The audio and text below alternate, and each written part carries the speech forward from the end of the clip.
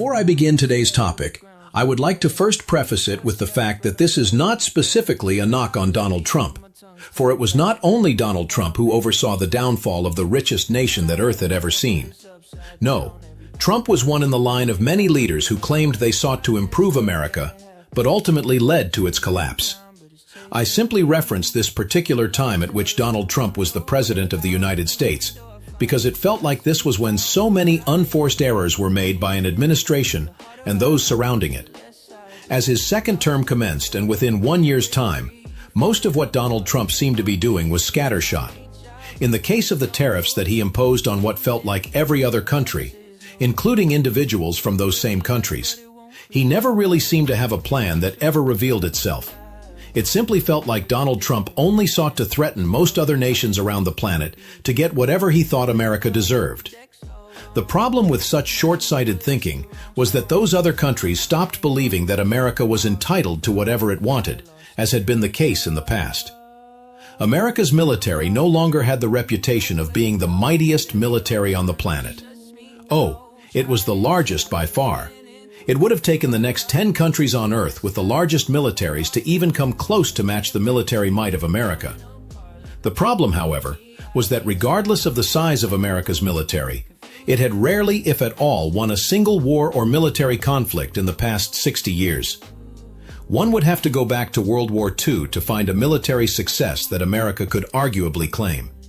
It wasn't that those who enlisted weren't properly trained and willing to defend America to the end.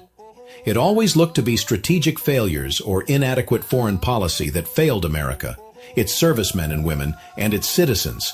Because though there were several conflicts in which America was either the primary antagonist or the benefactor to some proxy, there were few, if any, successes. For example, there was the Vietnam War, which lasted 10 years and ended with America turning tail and leaving without having secured a victory. Then there was the war in Afghanistan, which lasted 20 years and also ended with America leaving without having secured anything that any reasonable person could consider a victory. And then there was Iraq, a war that looked more like a personal vendetta of George W. Bush than one in which America's best interests were in mind. And as devastating as all of these wars were to America's psyche, economy, stability, and sustainability, it was Trump's wayward military and economic conflicts that put the final nail in America's coffin. As a self-described great businessman, Trump repeatedly seemed to lose to leaders who opposed him the world over. And, as for those leaders who followed Trump, they too oversaw the downfall and collapse of their own nations militarily and economically. Germany, which at one time was the economic powerhouse of the European Union, discovered that without the affordable energy that Russia provided, it could not sustain its standing at the top of those nations within that union. The same held for the United Kingdom, where its citizens found that they too were struggling due to the actions of their leaders. It felt as if at that time, most of the leaders of Western nations sought to secure the best interests of any nation other than their own. To be more specific, they seemed to secure the best interests of the elite in any nation, putting profit over people consistently. So, Trump threw all kinds of crap at the proverbial wall just to see what would stick, sanctioning one country after another, sanctioning the people of one country after another, sanctioning individuals in the UN who sought to bring peace to the planet. Trump also threw economic crap at the wall in the form of tariffs. Taxing imports from both friend and foe alike, Trump saw to it that the people, the masses of people around the globe, suffered more than they benefited from any of his actions. Whether it was what some called the existential threat to America in the form of China or supposed allies like Canada, Trump placed tariffs on everything that any of those countries sought to sell in America. Even though some of the products like chips from China were necessary to keep America's military running. This was hardly a disputable fact, because China provided a majority of the chips that America's military needed to function properly. This was all done while Trump had no leverage over China. And the most ironic and sad thing about Trump's tariffs was the fact that in the end, all trade agreements between countries like China and the United States were basically returned to what they were before Trump's tariff wars.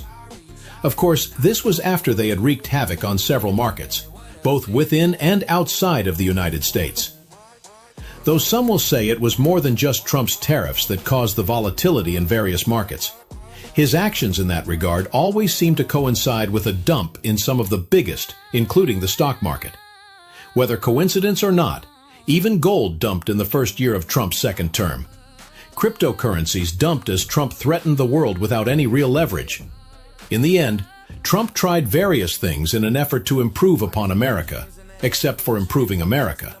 Though he could have strengthened his own people by helping them in their time of need, Trump chose instead to send money everywhere except within the confines of the United States of America.